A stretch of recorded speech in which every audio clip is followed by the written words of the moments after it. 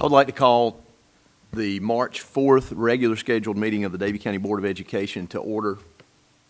At this time, I will ask for a motion to adopt our agenda. I have. Can I ask a question before that motion? I think we need to adopt. I think we need to have a motion and a second, and then we can have some questions. Okay, we have a motion by Mr. Drexler. Do we have a second? We have a second by Ms. Owens. Chad, I will ask if you would not pull it out of the agenda. I'm not asking that you pull it out of the agenda, but I would ask that when we get to the section under consent agenda, that before we vote on it, that you ask Deborah to speak through the budget so that I better understand, maybe others too, but at least I better understand some of the moving of dollars. Well, I'll leave it at that. Anything else?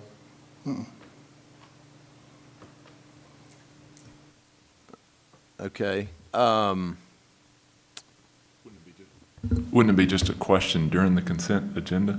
Yeah. Like if you had I don't know. I think it would be. I think, that's what I was going to say. I think you could direct a question to Deborah during the consent agenda. Yeah. I mean, that's Just not because it's in typical, there doesn't but- mean we can't ask questions about it. I think that's the way I understand it. So you would just ask a direct question about those particular things, and she would, before we voted on the clump. I would agree. So we have,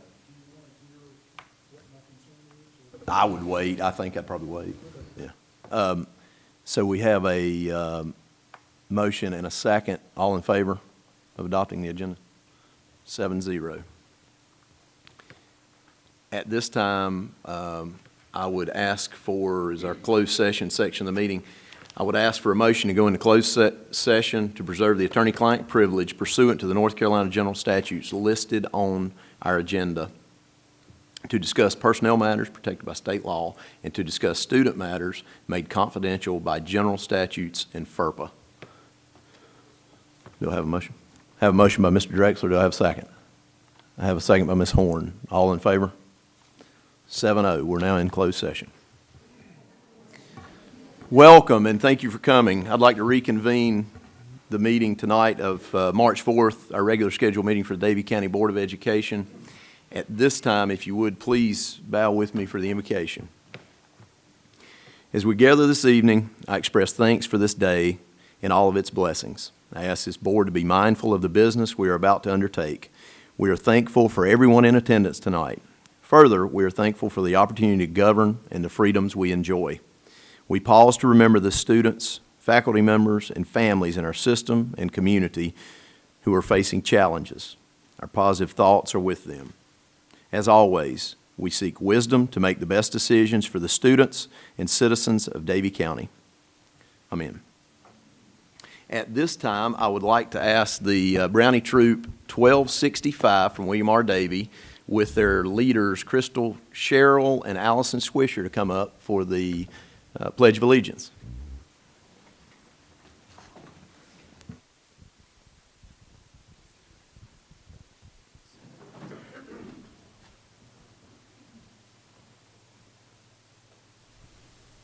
I pledge allegiance to the flag of the United States of America and to the republic for which it stands, one nation, under God, indivisible, with liberty and justice for all.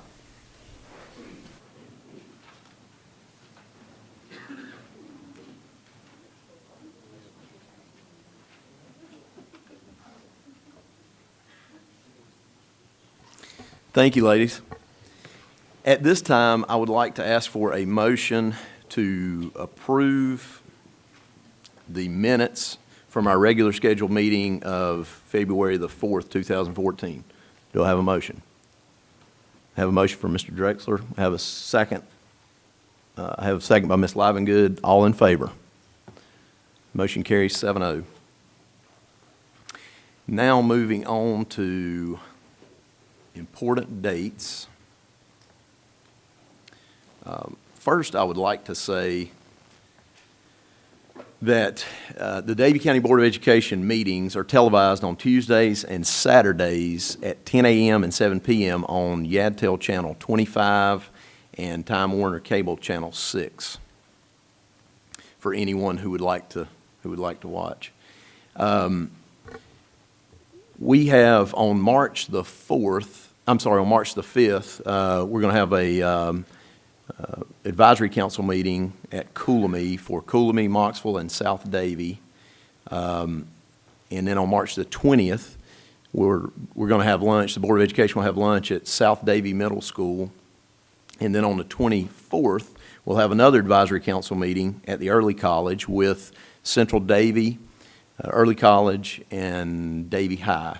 And I think that's all I have as far as important dates at this point. I will turn it over to Dr. Hartness. Good evening. Thank you, Mr.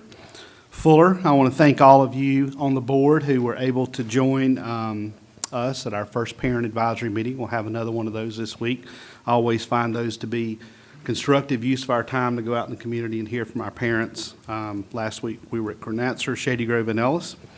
I also want to thank Barbara and Paul for joining me at lunch at the Early College. It was a good time to join our Early College students and our principal and hear about how that program is going. I want to congratulate Mr. Fuller and Ms. Owens for filing for Board of Education again. I think that says a lot about your character, that you want to continue to provide in public service and serve the employees and children of Davie County Schools. I also want to wish all of our other candidates who have filed the best as they campaign and they communicate how they would support public education in Davie County if they were elected to serve on this board. We have a major election coming up in May, and in 2014 it's going to affect our community for years to come.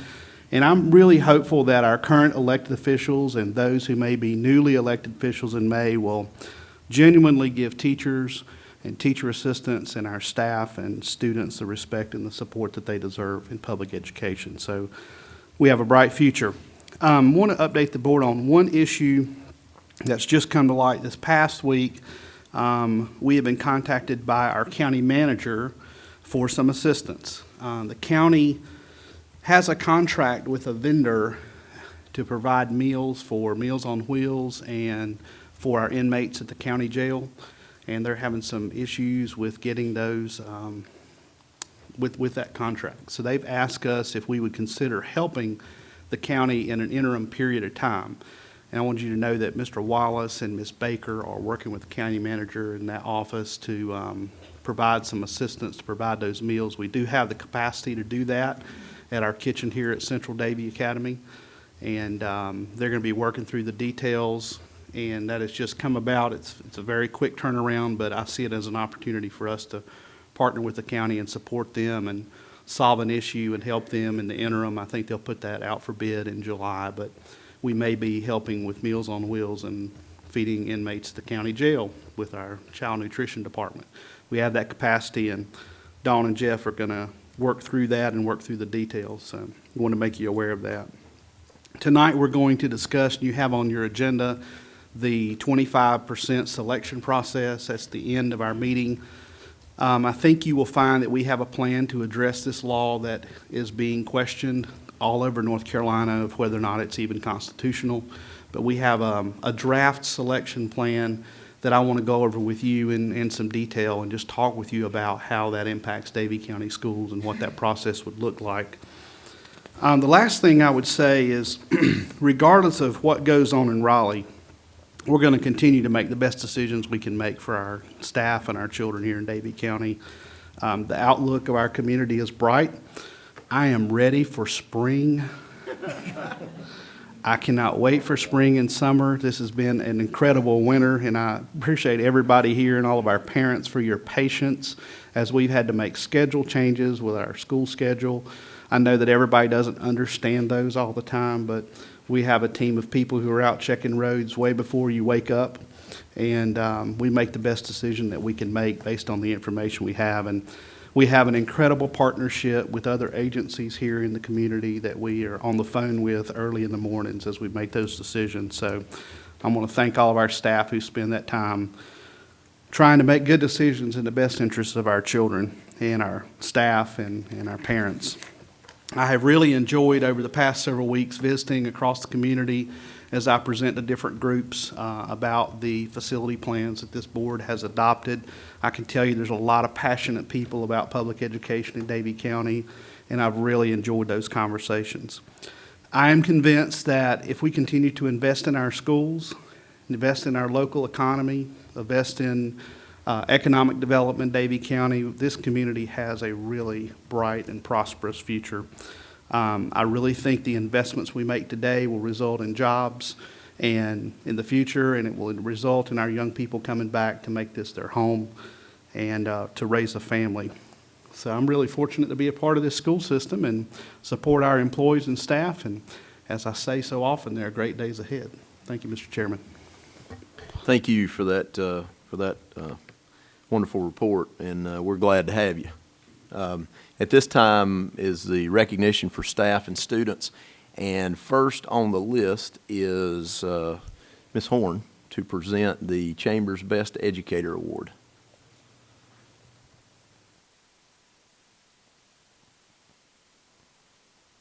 I'm not real sure if I need to address the board or if I need to address the audience because I'm actually, I am actually standing in for Carolyn Stanley, who is the president of the Davie County Chamber. She was unable to be here tonight because her son had a softball game. So she asked me to join because I serve on the board of directors for the chamber. So I'm running the chamber that right now. The chamber launched a program probably about a year ago called I Shop Davie. Basically, the premise of the program has been to just support investing in our local economy. Now, do you have time?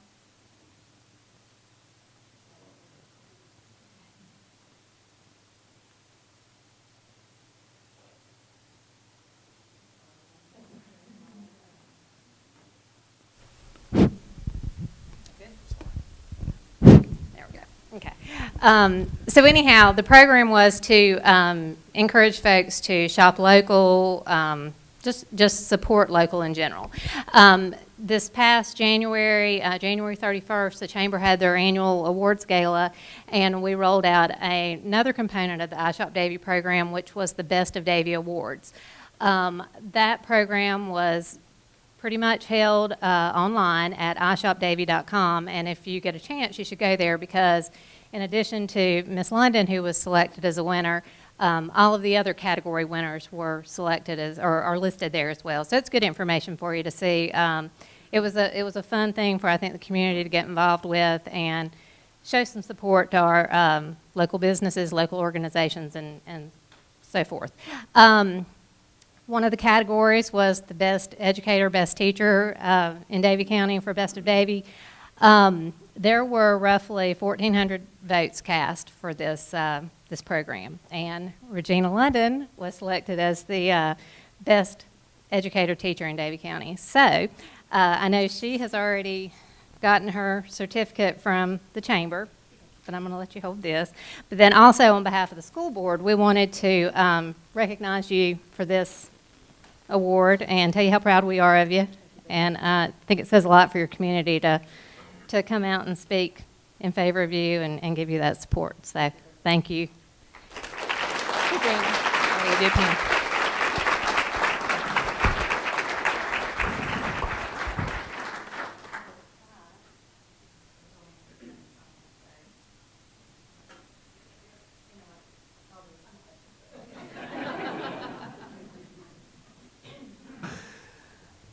Congratulations, Ms. London.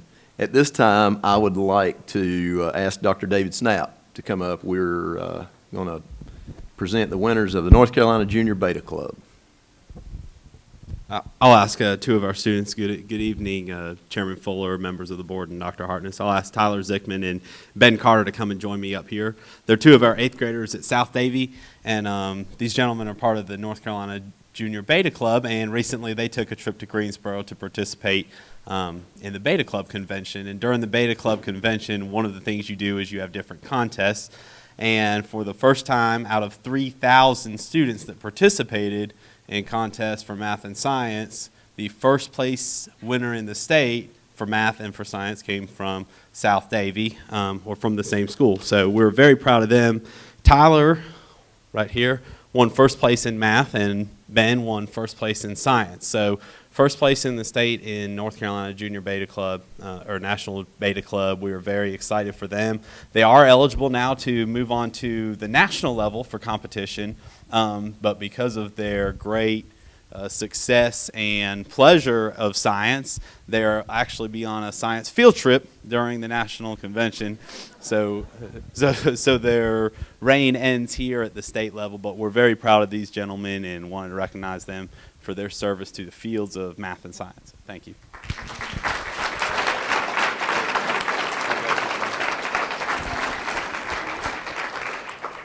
like to give this to you on behalf of the Board of Education. We congratulate you on all your hard work. Same with you, Ben. Congratulations on behalf of the Board of Education. Thank you so much.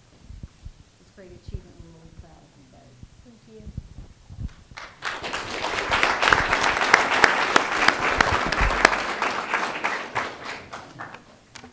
Congratulations, guys. At this time, we're going to recognize the Davie County Schools Spelling Bee winners, and if Mr. Jeremy Brooks would come forward for that. Thank you. Hey, my name is I'm Jeremy Brooks. I am the intervention coordinator at Moxville, Pine Brook, and North Davie, and I had the pleasure of being the facilitator in this year's Spelling Bee, and I'd like to take just a moment to recognize those 3 winners today. So can I please have 3rd place winner Melanie Espedia to come on up?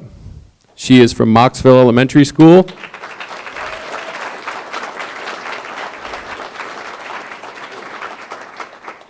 And she is a 4th grader, so she hung in there with the 7th and 8th graders, so congratulations. Our 2nd place winner is from North Davie Middle School. She is a 6th grader, and I don't know if she's here, is she? Lily Godwin, are you here? Okay, well, good job, Lily. Thanks. Our 1st place winner is an 8th grader from Ellis Middle School. He is actually a back-to-back winner. This kid's got ice water in his veins. You cannot rattle this kid. He is Lane Timidasky. Come on down.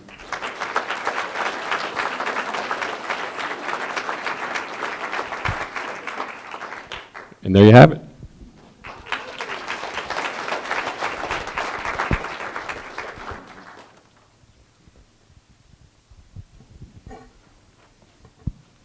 Thank you, Mr. Brooks. Congratulations, guys. At this time, Mr. Wallace would come forward. We have recognized some wrestling achievements. Absolutely. Mr. Chairman Fuller, thank you, Board. Again, it's my privilege to be able to stand here and honor a young man, and then we'll have the opportunity to honor a larger group in just a moment of our students that have received and earned some wonderful accomplishments. At this time, I'd like to ask Alex Gobble, if you don't mind, if you would join me here, and I think it's probably appropriate. I know Mom and Dad, Brittany, you're going to continue videoing, I guess. Come on up, Mom. Brent, I know you're here somewhere. Come on up. You probably poured out almost as much sweat and tears and everything else. But I want to recognize, and our county athletic director, Mr. Barry Whitlock, is going to share some specific accomplishments with you about Alex and what he's recently accomplished and what he's done over the past 4 years at Davie County High School. And I also want to thank Ms. Haynes, the principal, as she is in Texas working. So she's not here tonight, but Mr. Doyle Nicholson is here as the Davie County High School administrator. So, Mr. Whitlock, if you would share some things about Mr. Gobble. Thank you, Mr. Wallace. Mr. Chairman, board members, Dr. Hartness, members of the audience, I'd like to thank you for giving me the opportunity to come and speak on our athletic performance, some of the great achievements that we've received so far this year. This is Alex Gobble. I'll just give you a few of his accomplishments over the 4 years that he's been at Davie High School. 3-time CPC All-Conference, 2-time CPC Wrestler of the Year, 3-time regional finalist, placed 5th in the 2013 state championship, 2014 Midwest Regional Champion, 2014 state runner-up, 2014 All-State. Alex has an overall record of 159-36. The 159 wins ranks him 4th all-time in Davie County history. So congratulations, Alex.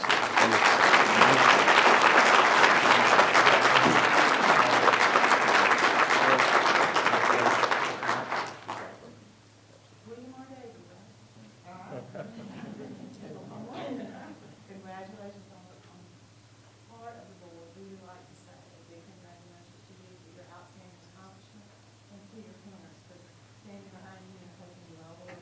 Thank you.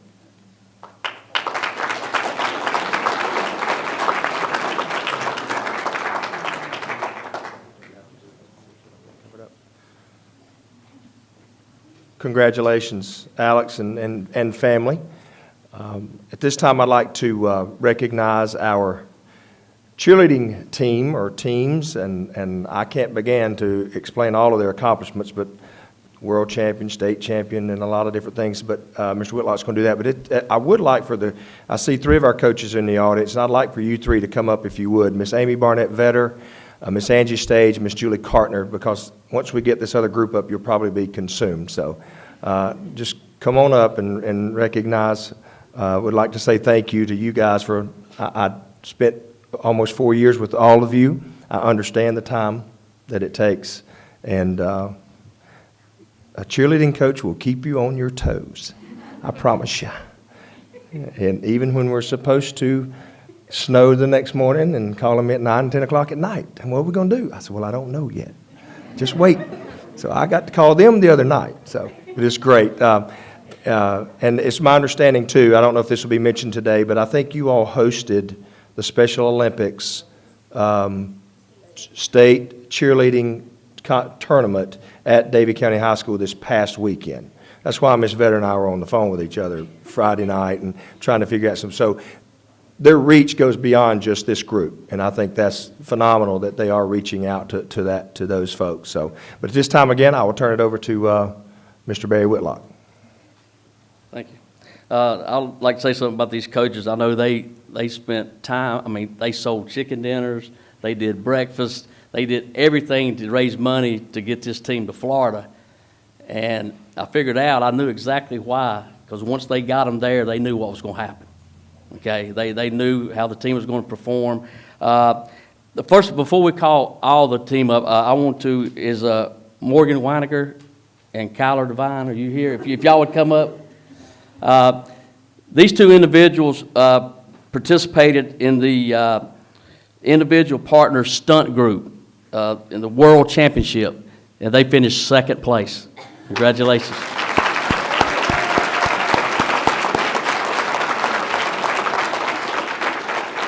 Now, for some of the accomplishments as a team, this is pretty long. The North Carolina High School State Athletic Association state champions in small co-ed for the 14th time in school history. The NCCA state, which is North Carolina Cheerleading Coaches Association, state champions in co-ed this year. 4th place in the large co-ed in the National High School Cheerleading Competition in Orlando, Florida. 1st place in the large co-ed World Division. They earned the Nation's Cup for having the highest score in the country. This is the 3rd time of being world champions. Congratulate you guys, and I want to, if you would introduce, and once you introduce you, if you'll just come up, stand in front of, right here. I don't know them all. Okay. Well, Morgan Weininger and Kyler Devine, Trip McNeil, Bobby Sweat. First trip will be next year. You can go ahead and throw that in the stage. Oh, yes. Trip did double duty for us, but he is going to Duke next year for a full ride for football. But we appreciated everything he could do for us. Bobby Sweat, Josh Hansel, Corvon Peebles, Kelsey Miller,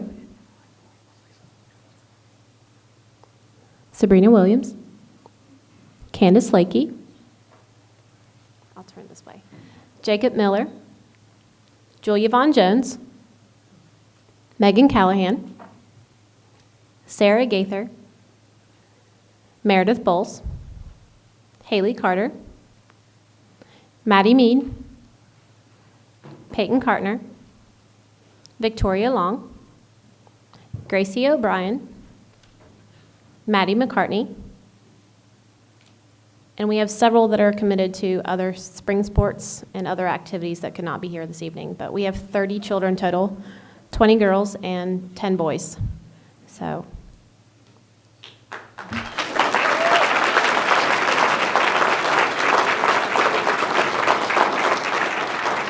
Also, Coach Stage also want me to mention that Tanya Bowles and Michael Woods were volunteer coaches. They spent a lot of time with these guys. Here's your world champions right here.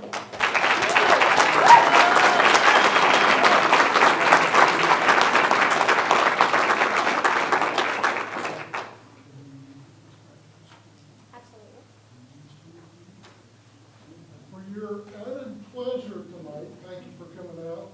They have all agreed ahead of time to perform for you.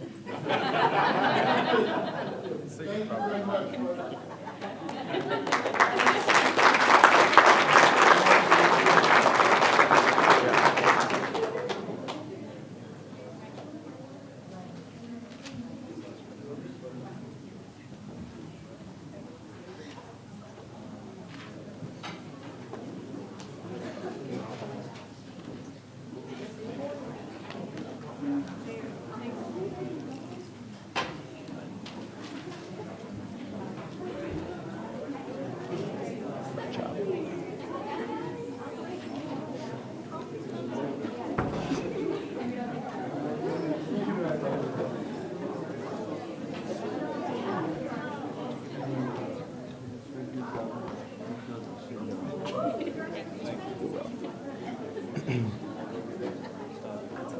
Good job. Angie, thank you. Okay. Yep, I forgot my jacket. You might want that, but it does say Franklin Trip. Good job. Make sure you get that. Nobody else can. I can swim.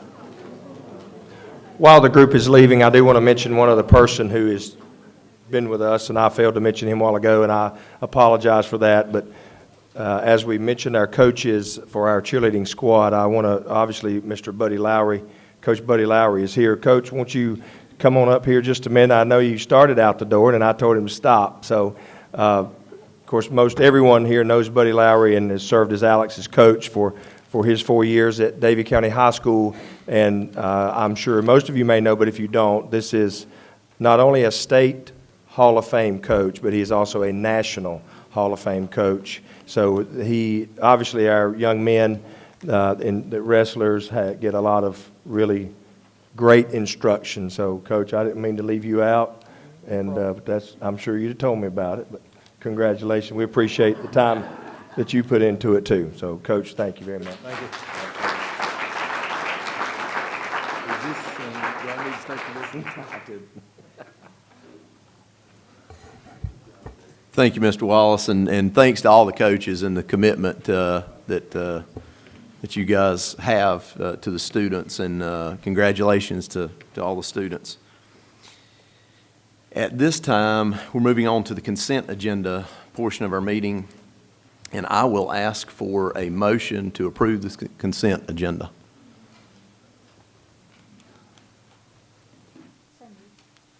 We have a motion by Ms. Livengood. Do we have a second? We have a second by Ms. Horn. All in favor? Motion passes 7-0. At this time, we're moving on to the public address to the board, and I'll turn it over to Ms. Wilson. Thank you very much. I am delighted to say that we have some people in our audience who would like to address the board on issues of importance to them. I want to remind you of our ground rules, which are that when you get started, we would appreciate it if you would say your name and your mailing address for us in case anyone wants to contact you or send you additional information based on the comments that you make. You have 5 minutes to speak. There is a time clock, which I can't see from here, but I'm willing to bet you can't possibly miss from where you're going to be. Oh, I can see my own version. I'm my own version, and mine is called an Elmo, which I think is just wonderful. And so what I'm going to do is I'm going to call your name and ask you to speak about matters that are a matter of public record. In other words, we don't want you to talk about confidential matters like student information or personnel matters. We have someone here who you can talk to about those things if they're of concern to you. Mr. Jeff Wallace, who's on the end and very difficult to miss in that seat, is happy to talk to you about those issues if they are of importance to you, and we'd like you to address those in private. But if you are here to address us, we look forward to hearing from you. I'm going to call the first name and then the second name, so the second person, you know pitchers and catchers have reported, will be on deck and ready to speak when the first person has finished. So first, we'd like to hear from Rachel Helm, and Deb Gustafson will be on deck.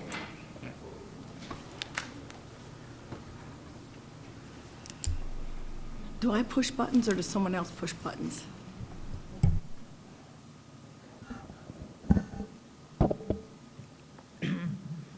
I'm Rachel Helm, 310 Clayton Drive, Mocksville, North Carolina. I'm really impressed with all the students and coaches and everything that I just saw. It was really heartwarming. What am I doing here right now? The bond for the new high school is on the ballot, and the campaigns are on. You all know me and what I'm about, and you all believe all the numbers that you are going to believe at this point. I don't want to discuss the facts. I want to talk about motivation, duty, responsibility, and perhaps morality. I have no skin in this game, so to speak. Property values can go up or down. It doesn't really much matter to me, but it might to some people seated on the board. You all can look it up. It's a matter of public record. Who owns what? Property taxes are definitely going to go up, and it's going to hurt all of us, and some much more than others. I don't need to run for anything. I don't need to pad my resume, but there may be people here who have that goal, even if they say otherwise. You can tell I have trust issues. So why am I here? I am motivated by this humongous waste of money, and actually a sense of duty and responsibility to the children and the citizens of Davie County. Do you all really believe that a new brick and mortar structure will help the children learn to read? Teachers. Our teachers are great, and we need to compensate our good teachers better. I am sure most of you here tonight remember the 1, 2, or maybe 3 teachers that really motivated you in high school or in junior high, helped you, made you smile. And probably you also remember the building that they taught in. How important was that? Teachers. We also need to help our teachers with adequate numbers of teacher assistants. Our president, the President of the United States, has taught us a few things. One is that we can always borrow money. Borrow money irregardless of how much and how long our children will have to pay for it. Our president has also taught us not to trust those in power. Remember, he was honored with the Biggest Lie of the Year award. Is everyone involved in this high school project really doing it for the children, for the community? Let's not be naive, folks. I hate to say it, but follow the money. Follow the prejudices of certain people. Follow the wants of certain people. For a fraction, I repeat, a fraction of the cost, we could do so much with our current high school campus. We could get rid of the mobile units. We could put in a big new cafeteria. We could add a new 2-story classroom building. We could build a new performing arts center, renovate the locker rooms, and make, this is a big one, an all-weather football field that would include lacrosse, soccer, and band competitions. This could be started and maybe even finished within months, not years. So, if you really want to help the children, help the community, Could you please wrap up with your last sentence? Vote You're out of no. time. I am. Yeah. Please vote no on the bond issue, and push your representatives to renovate now. Thank you very much. Our next speaker is Deb Gustafson, to be followed by Annika Fuller, whose name I hope I didn't butcher. Hi, I'm Deb Gustafson, and my address is 147 Brentwood Drive, Advance. Mr. Chairman, Board, Dr. Hartness, I thank you for this time. I'm privileged to be a teacher at North Davie Middle School, and I currently represent the public educators of Davie County as serving as president of our local educators association. Over the past 24 years, I have grown to be the teacher that I am today because of other seasoned, dedicated, hardworking professionals in Davie County. We are all truly blessed to work in the very best county in the state of North Carolina. When our school system transitioned from being a 7th through 9th grade junior high school model to a 6th through 8 middle school, the emphasis was put on teaming and collaboration. Why? Because research shows that when educators collaborate and share, students benefit the most, which is what we as public educators are all about. The 25% contract law, these contracts are demoralizing and will cause divisiveness among educators. This is truly a sad time for North Carolina for public education. Representing the teachers in this county is near and dear to me. You need to know that we're not some type of militant group. We just want to teach children and help each child learn and experience success. As you already know, in the past 5 years, public educators have only received a 1.5% pay increase. Master's pay has been eliminated. And now, teacher due process will be eliminated by the year 2018. The morale of public educators in the state of North Carolina and Davie County is at an all-time low. When public educators suffer, unfortunately, so do our children. Do we feel that the way public educators should receive pay increase needs to be changed? Yes, we do, but offering these contracts, asking teachers to give up due process, in our opinion, is not the best way. As of today, we have 3 schools in Davie County who have surveyed their teachers, and 100% of those teachers at those 3 schools have signed a petition that they will decline to accept the 25% contract. Other schools are in the process of surveying their teachers and organizing discussions regarding the decision to decline to sign if offered. We appreciate all that Dr. Hartness has done to include teacher input. We are all law-abiding citizens, and we do not wish to cause any problems, but when it comes to educating the children in Davie County, we feel passionate about this very bad decision that's been made by this law. It's not about money. As public educators, we have had lengthy discussions on how this just might look to the public. The legislature's offered teachers a raise, which, by the way, it's not. It's just a one-time bonus, and it's not been clarified how it's going to be truly funded. And these teachers have declined it. Our desire is to serve the children of Davie County with the best public education within our powers.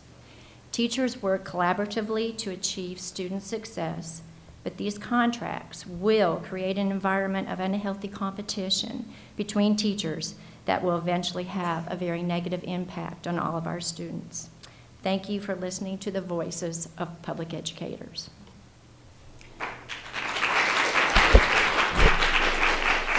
And our final speaker tonight is Annika Fuller. I'm Anika Fuller. I'm at 154 Cherry Hill Road, Mocksville, and I thank you each for your time to hear our voices. I want you to know that at William R. Davie, we have probably a smaller number of certified staff than at some of the other schools, but we have a diverse group. We have first-year teachers, teachers in mid-career, and teachers considering retirement. We work every day together as a team across grade levels, across disciplines, to get to our children what they need, to support them, and to make sure that all those needs are met.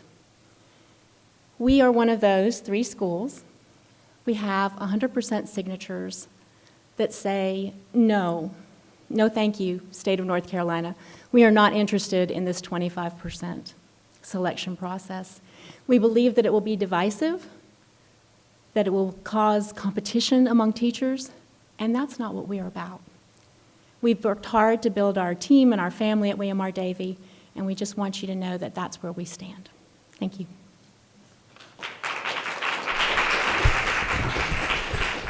Thank you very much, ladies and gentlemen. We appreciate hearing from you.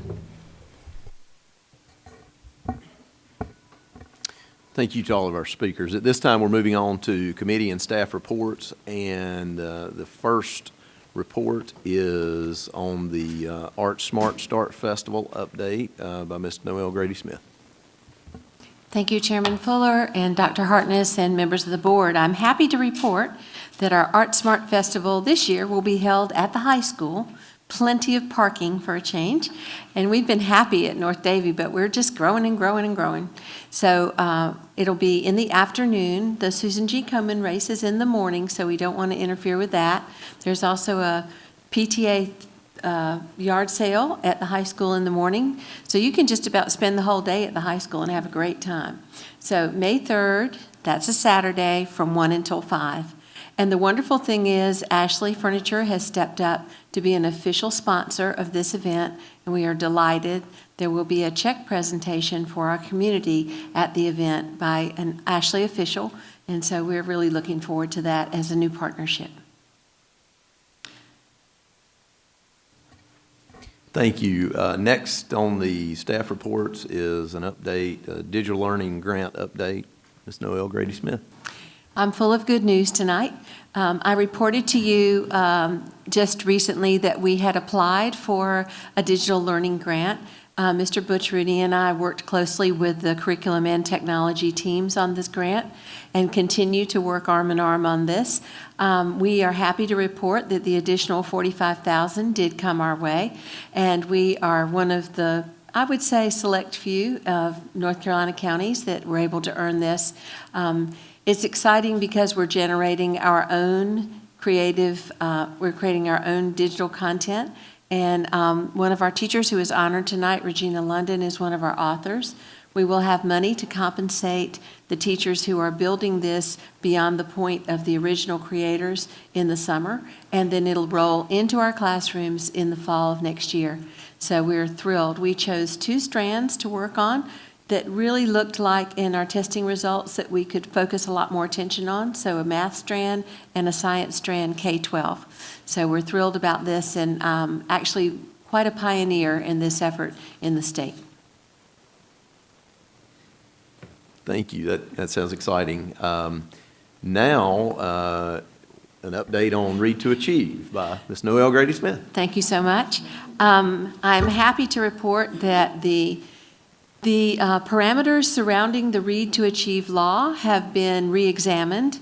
The State Board of Education, through the diligent efforts of superintendents from across the whole state, but particularly our P-TECH region taking leadership and Dr. Hartness's help, we are now exiting the mandate of using the passages for students for the 10 standards. We are going to be using some of our traditional testing modes. In addition, we're going to be adding a few. You will see in my description that this will be a portfolio combined with our typical DIBELS assessment, oral reading fluency, accuracy, and retail, with benchmarks and progress monitoring. We'll also be incorporating in some ways the STAR Reader benchmarks. We will be creating our own, as we do for every other grade, third grade reading benchmark in SchoolNet. That's a Davie County test, and we'll be using Lexile levels and grade levels from SuccessMaker. We really believe that this will give a much more complete picture of where the child is in their reading ability, what areas are lacking, and how to address those. And it will not disrupt the classroom in the major ways that the Passages portfolios did. So I'm very grateful to Dr. Hartness and his associate superintendents across the state for bringing this change to light, and it's going to be a very positive thing in our classrooms. So I will continue to give you updates and reports as we move along with this. We are now formulating our plans for our summer reading program, and you'll get a report on that soon. Thank you. Thank you. I would, Noelle, thank you for your hard work on that. And I'd also like to thank Dr. Hartness for his lead on that with P-TECH. There was a lot of time spent and hours working with other superintendents and the state board, and I appreciate that. At this time, Mr. Wallace is going to talk to us about update on snow makeup days and our calendar change. And I have good news as well. We figured out how to get all of this into the calendar without pulling each other's hair out. You notice he has none to pull. You liked that, didn't you? And I will pat Dr. You didn't Hartness fare so well, did you? Well, no, I didn't. And typically, I'll say I appreciate Dr. Hartness' leadership in this regard, too, because I went in with about 5 different plans, and every time he said that won't work. And so when he got finished with me, Deborah Smink got a hold of us. So, oh, my goodness. But we learned a lot. Thank goodness we were able to come to school today. But I think most of you are aware of the information there. We'll be glad to address any of that. I will say that we are still, as you're aware, that the calendar law says 180 days or 185 days or 1,025 hours. And we have calculated that out, and we're well within our 1,025 hours in all of our settings. So even with the delayed start today, we're still in very good shape. And we even have ideas if we so happen to miss another day. So let's just hope not. But I'll be glad to address any questions there or anything. Okay. Good. Thank you for Yes, sir. everybody that worked on that. I know it was a lot of back and forth and a lot of hard work went into that, and we appreciate it. At this time, we'll discuss some board policy centered around smoking and tobacco products. We, on February the 12th, Dr. Hartness received a letter from Dr. Atkinson, our state superintendent, and Dr. Cummings from the Health and Human Services. And it addresses some of the new ways of taking in nicotine, and that was with the e-cigs or the e-cigarettes. And as you're probably aware, that there's a couple of vape stores that have opened in our town. And, of course, the letter that Dr. Hartness received does address what the state policy says, but I also compare that to our policy, which of course is there for you in 5026, and we are covered with our current policy that does indicate that e-cigs are not allowed on our campus whatsoever, and those are in the definition of tobacco products. So, of course, and my understanding, and according to this information, that those do have nicotine in them as well. But we are just making sure that you're aware that that's a new item for us, I guess you'd say, and obviously a very popular one, but we are well covered with our policy, and we are not allowing those to be on our campuses. Thank you for that Yes, sir. update. At this time, I would ask Ms. Smink to talk to us about donation report. Thank you, Chairman Fuller, members of the board, Dr. Hartness. As required by our board policy, I'm sharing with you the donations report for this month. And as you can see, we still have a lot of community members and organizations that are very happy to help our schools, and we're very thankful for that.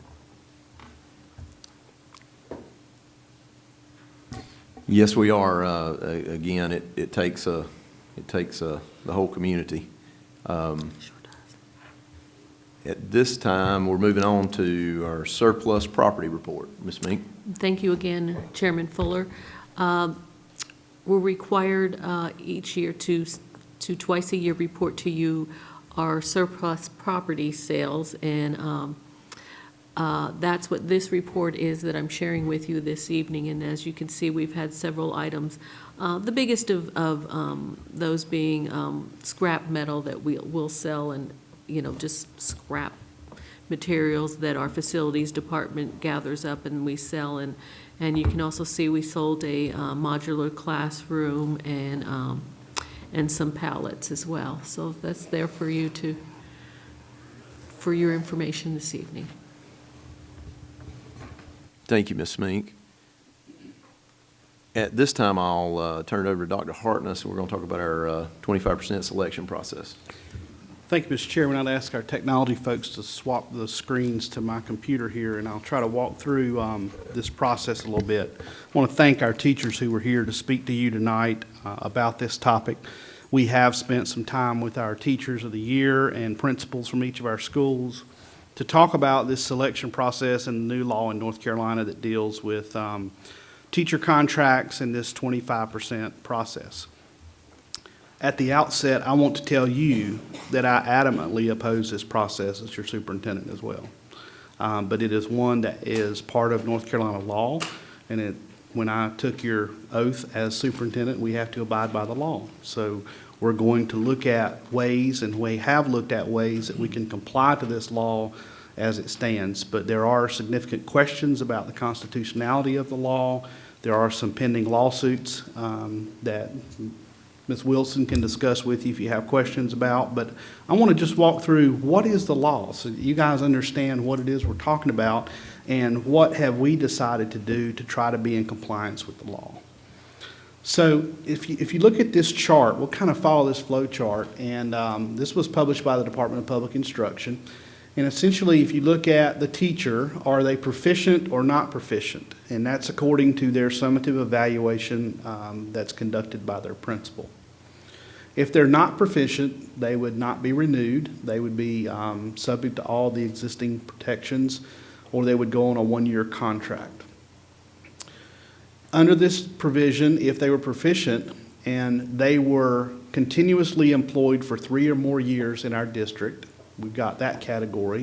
And then we have the category of our teachers who are employed for less than 3 continuous years. And for the definition of this process, we are counting this school year as part of the 3 years. If someone's been with us 2 full years and they're currently employed May 1st of this year, they would be included as part of the 3-year group.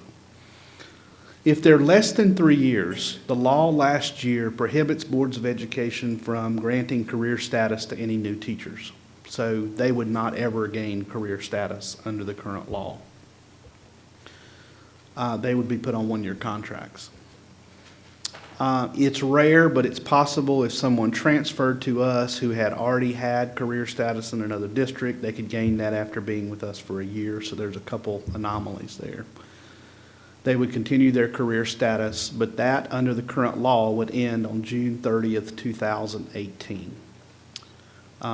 That's the center of attention of the lawsuits that are out there, and Jill, you can correct me at any point in time that I go through this, but when a teacher was hired in North Carolina and they were on a probationary period for a period of 3 years, they were under the understanding when we hired them or any other school district hired them that they would earn career status at that point in time, and that becomes then a property right to their employment. Right. The only thing I would correct is that nobody in your system who doesn't currently have career status will ever get it, even someone who moves here. Correct. The career status is fixed at this point to people who have already earned it, and then the question is what happens to it from this point on. Correct. So let's look at the people who have been here 3 or more years. The legislature has given us an opportunity and have asked superintendents to identify 25% of the teachers who have been here 3 or more years to offer them a 4-year contract. But that's only up to 25% of the teachers in the school district. If they were to receive the 4-year contract, and we'll go through the provisions of this, they would give up their career status even before June 30, 2018, and they would earn $500 additional every year out of the next 4 years. The problem with the law is it's 25%. That's it. And if you look at the performance of Davie County schools, there are way more than 25% of our teachers who deserve a salary increase.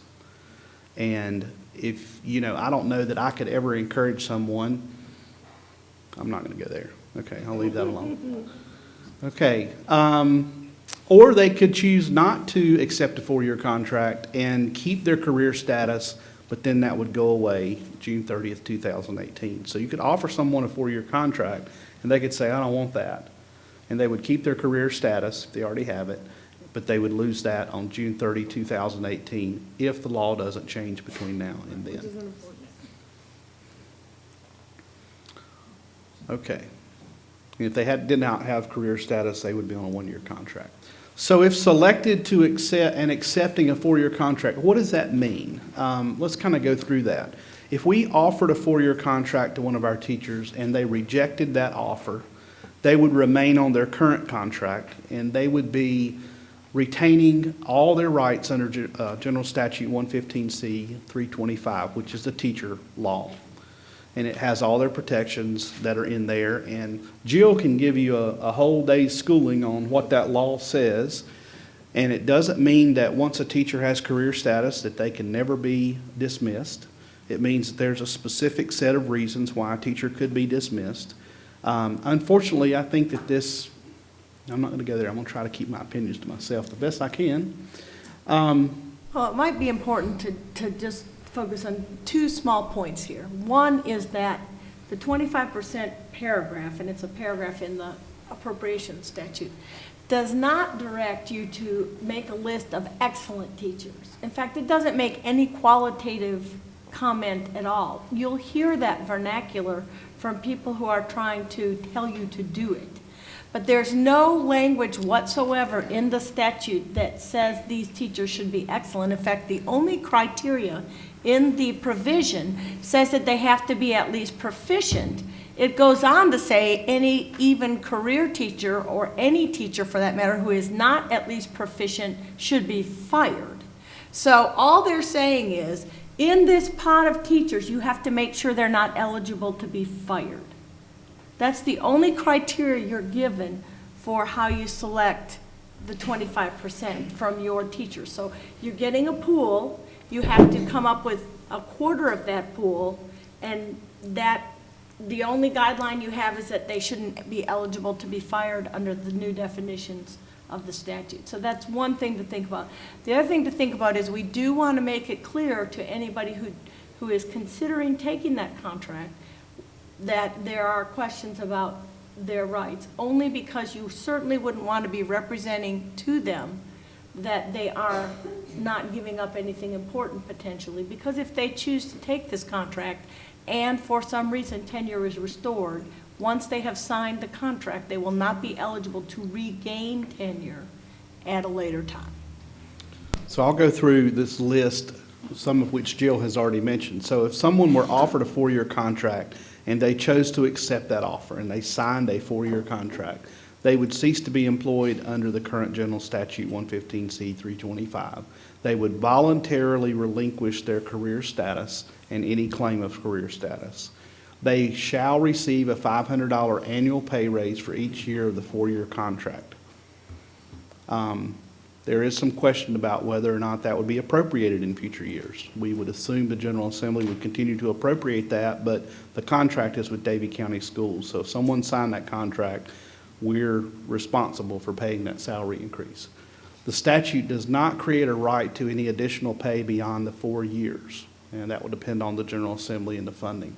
Well, actually, more specifically, the General Assembly provides specifically that subsequent contracts can be for any amount. So when we didn't enumerate the contract rights, the most important contract right that comes with career status is that your salary cannot be reduced without due process.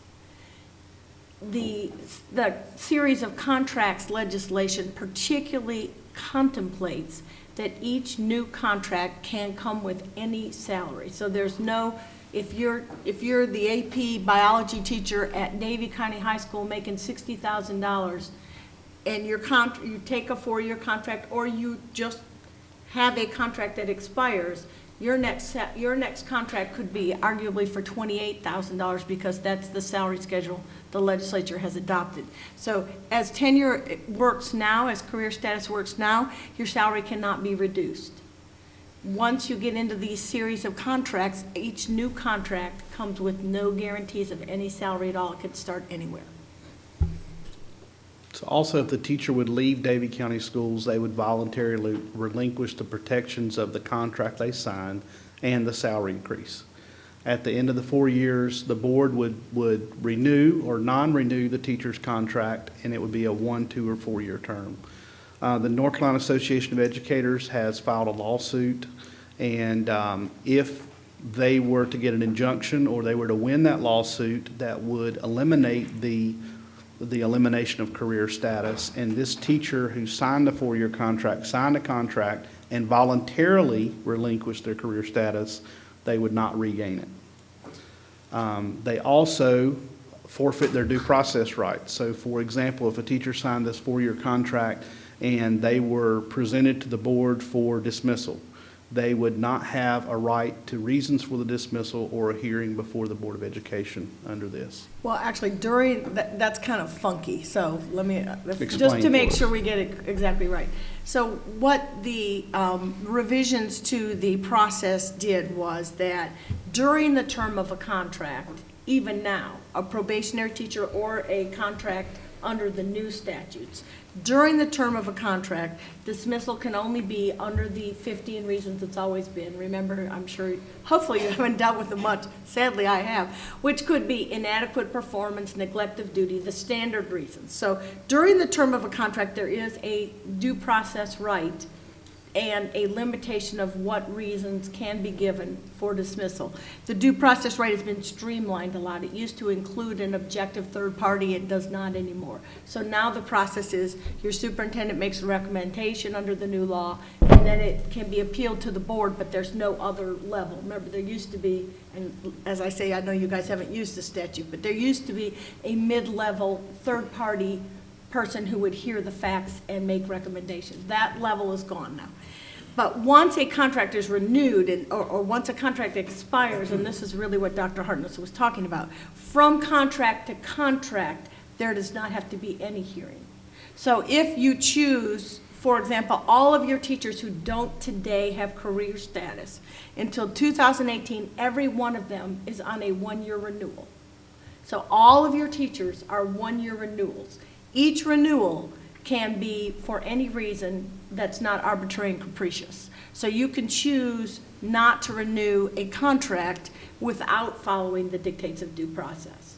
So that gives you basically an annual opportunity to make decisions without providing a full hearing or due process or the reasons that are set out in the statute. So that's what's different about it. If you're on a series of contracts, during the contract, there are still due process, but once the contract expires, there's no right to a renewed contract. And the last point here, Jill has already mentioned the teacher would relinquish their protection on the state salary schedule. So at the end of the contract, they could be put on whatever the salary schedule would be at that point in time. There's a lot of discussions right now about what the teacher salary schedule in North Carolina could look like or should look like. Should there be a group of teachers that are paid at this level and then another group paid at this level and then another group paid at this level? So, you know, if the teacher was making, as Jill gave an example, $50,000 at the end of the 4-year contract, they fell into a category that the legislature had determined was $40,000, they could have their salary reduced. Now, what that looks like, those are all what-ifs. But we're just talking about what does the law say and what protections are there, and that protection is then gone under the new law. So let's talk about the process itself and how we might handle that in the selection in Davie County. So you have in your board docs a Word document or a PDF file that outlines the background, and I'm just going to walk through this because I think it's important that we understand this together. So the first part is the background. It was the Appropriations Act of 2013, and it requires me as your superintendent to identify and recommend to you 25% of teachers employed by the school district for at least 3 consecutive years to be awarded a 4-year contract next school year. It doesn't say the top 25. It doesn't even give an idea of how you might do that. A lot of people have implied or assumed that you rank your teachers and you give the top 25 this opportunity. The law does not state that. Teachers accepting the 4-year contracts would receive the $500 annual pay increase. I've already covered they would cease to be employed under the current general statute. The contracts must be offered by June 30th of this year. In my recommendation to the board, I shall recommend teachers for a 4-year contract who have shown effectiveness as demonstrated by at least proficiency on the North Carolina Teacher Evaluation Instrument by their principal. There was some question about what's the definition of a teacher. Is this just classroom teachers or who does it include? And on October the 16th of this past year, the Attorney General's office issued an advisory opinion which included guidance counselors, school psychologists, media coordinators, and school social workers in the definition of teacher in the law. So it includes all of those folks as well. We convened a committee of our Teachers of the Year from each school, principals. We had administrative representatives to discuss the requirements of this law. I will tell you, as a region, we've met with other school districts to talk about how do you handle the selection process. We talked about using multiple criteria. We talked about everything from evaluations to attendance to master's degrees to extra duties at school. We talked about just using evaluation data. We talked about the selection process of a teacher actually opting in to the process rather than being identified by their evaluation. The committee, I think, was unanimous as well. We don't like the law. We don't think it's a good thing. We think it is divisive or could be divisive, and we don't want that. The committee expressed that we feel strongly that more than 25% of our teachers deserve a salary increase. The committee, indicated that selecting only 25% would be divisive. You heard teachers tonight talk about how important teamwork is in our school system. We don't want to diminish that. They expressed concern that the process was not only unconstitutional, but it was demoralizing. The committee recommend that the following process be the least divisive method. So let me talk about what that process is. Number one, the superintendent and the Board of Education would not offer contracts in exchange for the relinquishment of a teacher's career status unless required by law. That's an assumption that I've made. I'm making an assumption that this board would not require someone to take a 4-year contract and give up their career status. And this is not set in stone tonight. I'm just providing this to you for information, and we'll have to get your approval Actually, the law doesn't require to get your approval, but I want you to be a part of this selection process as we go along. So we'll talk about it again next month, I'm sure.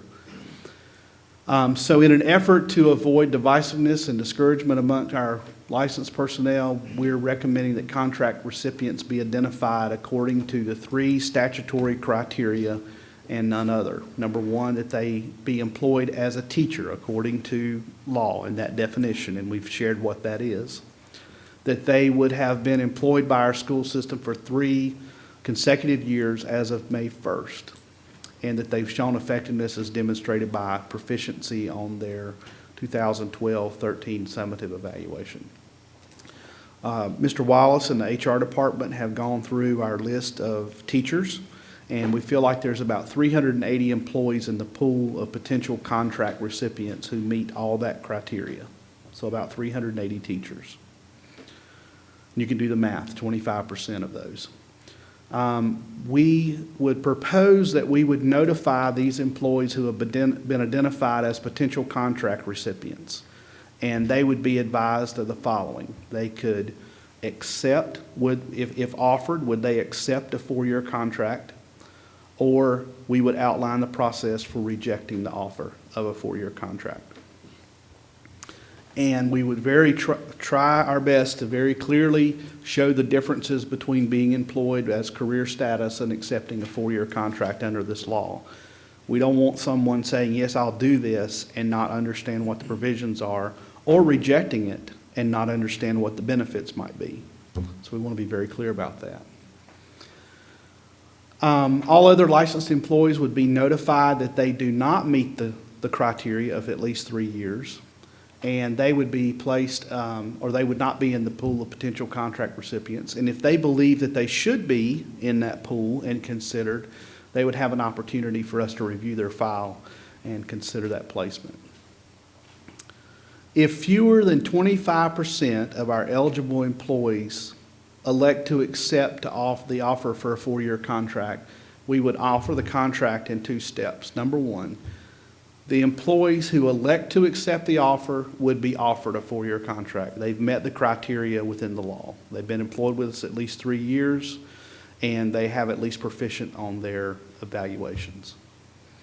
If we had fewer than 25% of that 380 potential pool, then we would propose that to comply with the law, because the law says we have to select exactly 25%, we would make up the difference between those who elected to accept an offer, and it's coming back up here. My computer was going to sleep. I hope you're not going to sleep.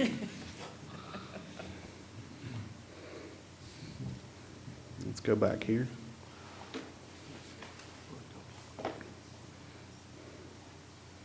I can keep going, but for some reason we've lost our display. That'd be great, Mr. Fuller. There's only one more page. You can follow along with me in your booklet. Everybody have that? Okay, and it's going to be posted as well.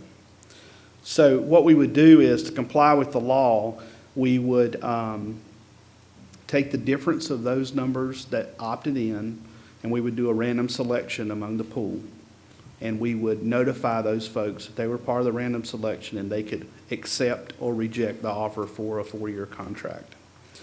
If greater than 25% of the 380 people in the potential pool said, we want to take this offer, then what we would do is we would go back and we would look at up to 3 years of evaluation data to determine the 25%. We would have a 4-year contract that you would review. I know Ms. Wilson has been involved with the state in developing a model contract for this, so we would have a contract you would review. Again, teachers that would choose to accept it must accept it before June 30th, 2014. We feel like this is the least divisive method of selecting the 25%, and here's where we are. We have to offer these, and they have to be accepted by the end of June.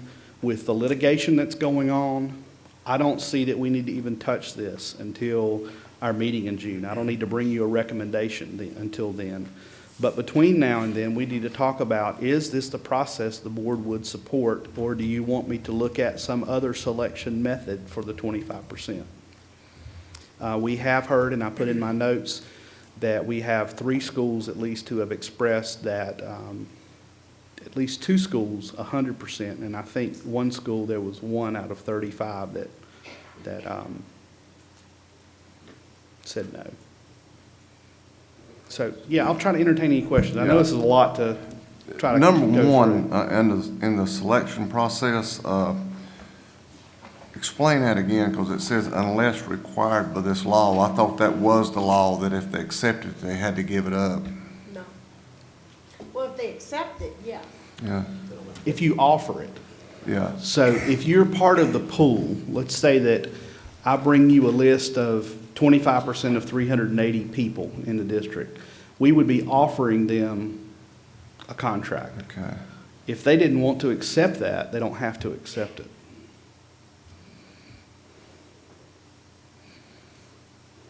So you're offering them a 4-year contract. It doesn't say you have to put them on a 4-year contract. Because if they accept it, they're relinquishing their due process rights and Automatically. career status. That's correct. Okay, yeah, I didn't understand exactly how that read. Let me ask you a question about the, I agree with you wholeheartedly that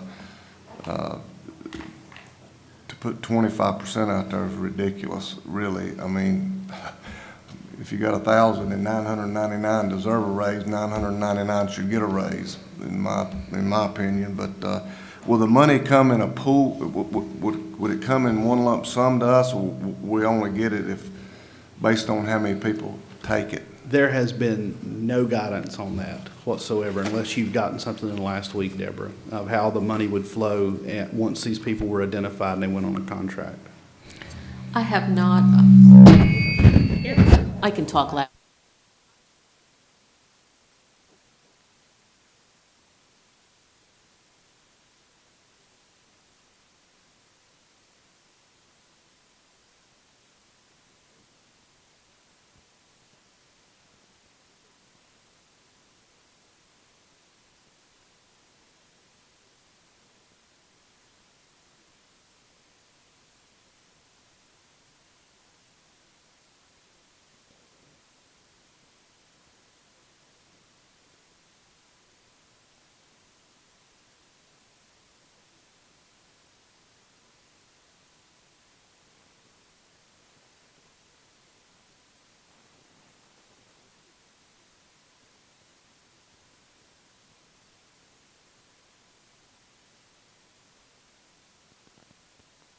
So is it, but my understanding of it is, and I think that's where you're headed, if there's not, if you, let's say that you didn't have any teachers accepting this deal, then you're obviously not going to be funded for it. Okay. Yep, I mean, we don't have the option of taking whatever Davie County Schools allocation would have been and distributing that in some other way. We would not have that option. That was kind of what Okay. There is proposed legislation. I believe I read or I saw where, it might have been Mecklenburg County was looking for something similar to that, to where they could some way, yeah. There is proposed legislation, and there are a group of superintendents right now working on proposed legislation for alternative uses for those funds. And that would be they're talking about merit-based bonus incentives and things like that. So that's probably what you're thinking of, is that and in fact, in 2011, this same legislature in the same area, the Excellent Schools Act, had a formula that was very similar to that was in lieu of what they're doing now. And I don't know why I have a theory of why they abandoned it, but they abandoned that in lieu of this. Is it my understanding that there's money already allotted, or is there money proposed allotted for the 500? Sufficient funds allotted. What they did, unfortunately, and it's part of the confusion of the statute, is the General Assembly wrote the statute and just said that they wanted the money for teachers. And so what they assumed were classroom teachers. So they took account of how many classroom teachers there were who would qualify and put aside the money. Unfortunately, then, they didn't notice that in their definition of teachers, they used the definition of teachers that has existed in the state for at least since 1990 or so, which includes anyone paid as a classroom teacher or anyone who operates as a classroom teacher. So that includes social workers, psychologists, media specialists, curriculum facilitators, a list that is far broader than teachers, so that, yes, there's money set aside, but the money set aside is for a pool about this big, and the actual pool is about this big. So there isn't, even in the current legislation, sufficient funds to cover the pool that would arguably be used. And then the other issue is that there's no funding beyond this year, so that if you commit to a total of $5,000, there's really only funding for $500. At this point, they might choose to fund it, and they might choose to fund all of it. They haven't at this juncture.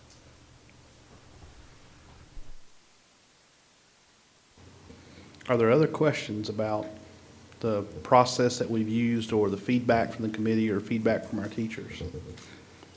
Mr. Drexler?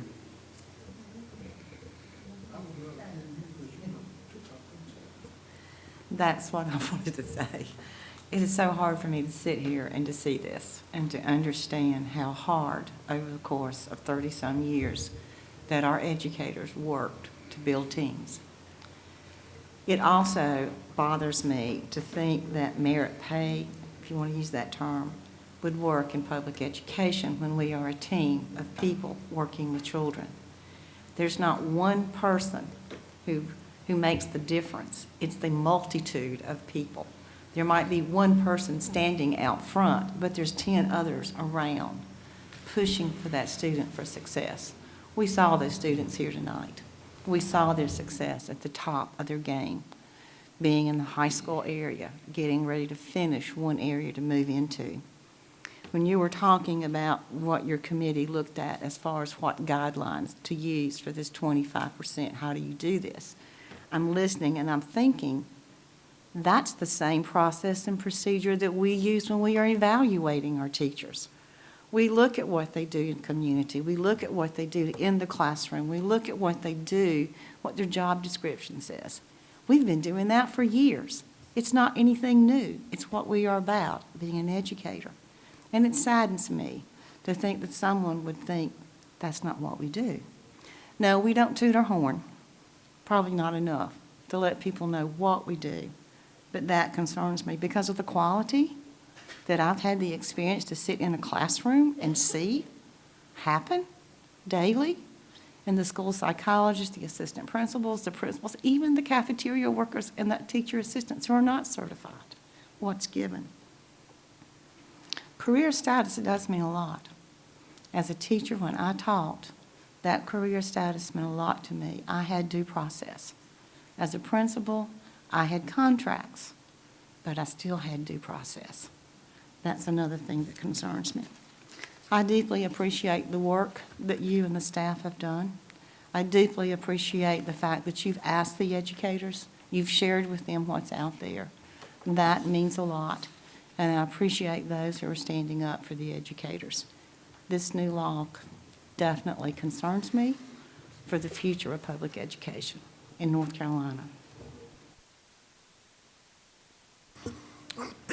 Dr. Hartness and board members, I was in the classroom and I was motivated and not motivated by the pay scale and the extra hours of work. Coach Lowry and the tons of hours that he puts in and people that support that program. So, and that's why I was hoping that Barbara would say what you said. That was good.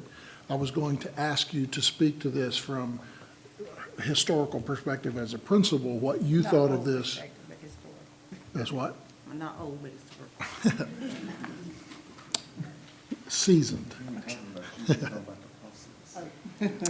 Okay, at any rate, I have, as I was reading through what you were scrolling down through up here, because of my history being in the classroom, I have a lot of questions about this.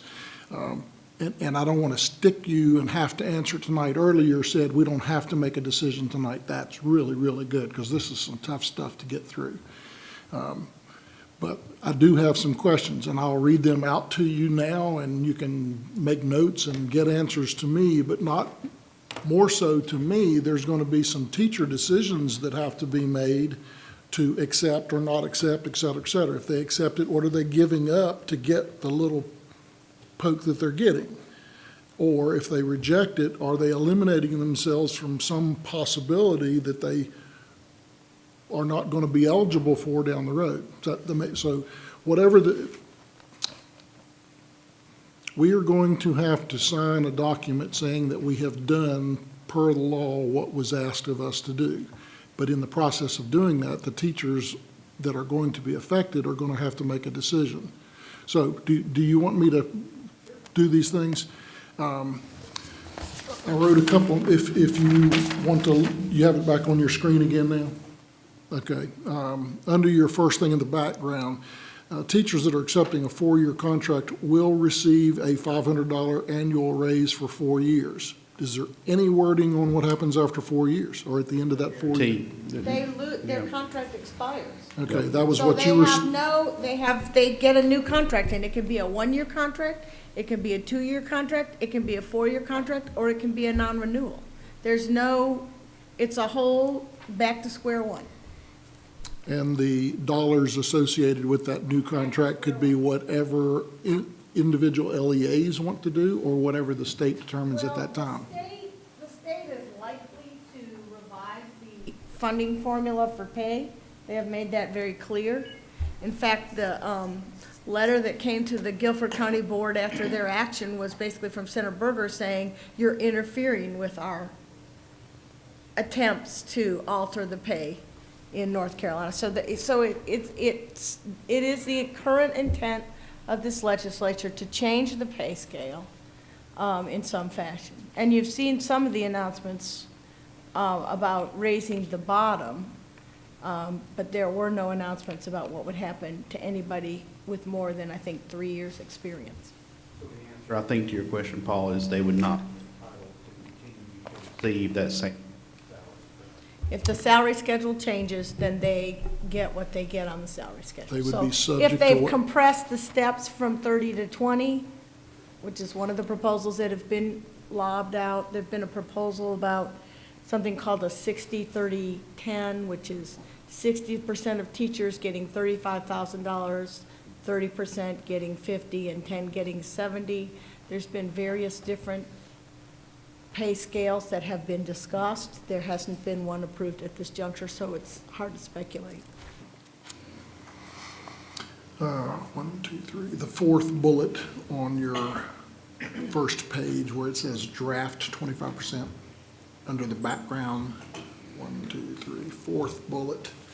It says demonstrated by proficiency on the teacher evaluation instrument. But over on another page, it says demonstration by proficiency on his or her 2012-13 summative evaluation. That same thing, just different words, but you meant it to be the same thing? Okay. Okay.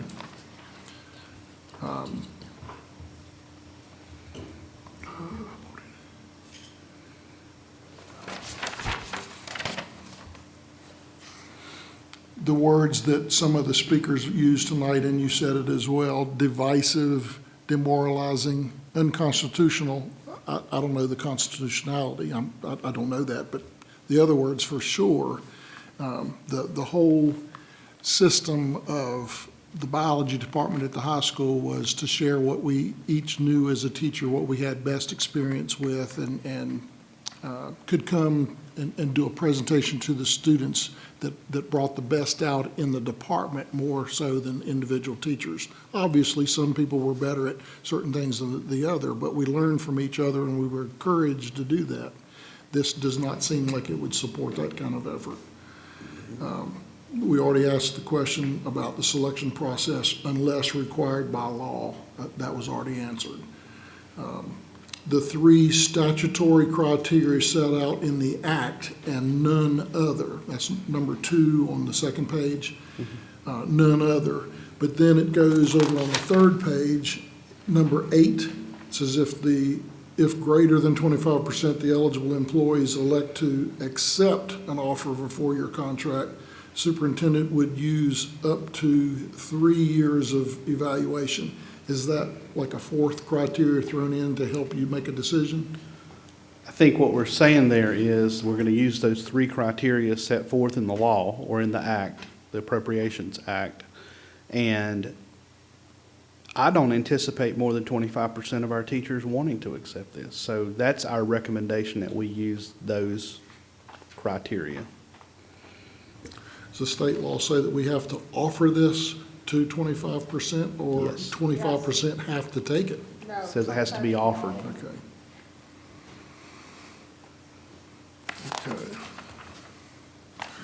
Okay. That was taken care of. What happens to the 75%? Nothing. If There's they're no provision for this. Right. If their career status, they retain their career status through June 30th, 2018, unless that provision is found to be unconstitutional. If they have not achieved career status, they receive a series of 1-year contracts, and they're not eligible for more than a 1-year contract, even if they were supposed to be voted on for career status this year. Everybody who has not yet received career status through 2018 receives only a 1-year contract. And I'm gonna add too, real quick, I don't mean to interrupt, Paul, there's no guidance after 2018. Is that right? No, after 2018, the boards of education could place someone on a 1, 2, or 4-year contract. There's no guidance on how you decide who gets a 1, Right. 2, or 4-year I contract. So guess yes and that's where no. I was headed. Yeah, so, Okay. yeah. I'm a proponent of incentives, putting the carrot out there and rewarding people for that. I was part of a group of teachers that met with administrators years ago to come up with some sort of formula that you could reward teachers with a pool of money that was allotted at, I don't know if you remember this or not, Mr. Wallace. There was a pool of money that was offered to come up with some sort of incentive to maybe not so much to encourage, but to reward teacher for extra work and extra duties and performance, et cetera. That flushed. That didn't happen. So in my closing comments, I'll say a couple other things, but if the teachers we have to offer this, and I think the teachers need to definitely know what the results of their decision would be before they make the decision. And I know that's a whole lot of that's questionable for you at this point. So hopefully over time this will flesh out a little bit, and people will be able to make more intelligent decisions about what they're going to do with their career status versus 4 years worth of a little token dose of income. Thank you. Other questions or things that we need to be considering as we think about this over the next couple months before we have to make some decisions?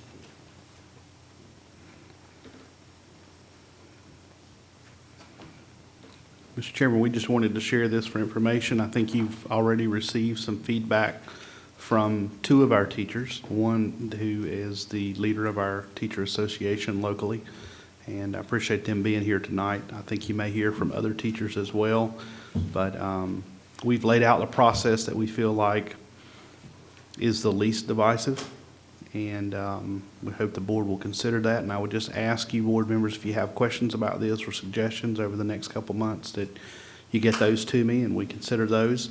And this is a legal matter as well, so we're going to have to depend on advice of our attorney and her guidance as well as to how we do this. It's not an easy process. It puts a lot of people in a bad position. It's raised a lot of questions. It has affected morale among teachers in North Carolina, and I don't think it's a good thing. So unfortunately, it's something we have to deal with, and we will deal with it. But I would also let you know that there are several school districts that have adopted resolutions in opposition to this. There are some districts who have filed a lawsuit against the state. And you all just need to decide, is this something we want to oppose? Is it something we want to go through this process and use the selection process that I've identified tonight, or any other actions you might want to take associated with it? So just want to give that out for information tonight, not asking you to approve anything, but just to be aware that those are the things we're dealing with, and we've had a series of meetings with our staff to discuss it. So thank you. Thank you, and I would thank you and the selection committee on putting all this together and all the thought that's went into this. And I would also urge the board to put some serious thought into this over the next little while, and talk to teachers and folks that are involved. I would also urge you to let lawmakers know, legislature know from your perspective how this looks, and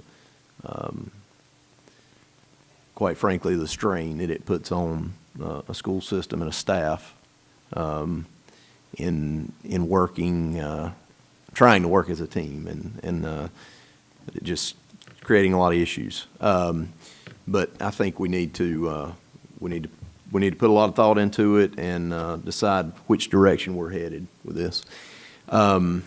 Moving on now, we're moving into the board comment time of our meeting, and I think Mr.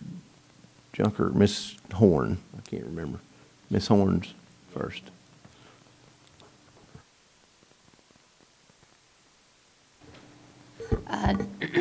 Just want to thank everyone for coming out tonight. Thank you for taking the time to meet with those that are in the trenches on a daily basis, and then bringing those recommendations that come out of those meetings back to us, because I'll be honest with you, I mean, I've never worked in a classroom, so I don't know what they deal with on a daily basis. And so those type of conversations, I think, when you have to make tough decisions, it makes the decision somewhat, I won't say easier. Easier is definitely not the word, but knowing that it came from folks who are there on a daily basis, that means a lot, so I appreciate you doing that.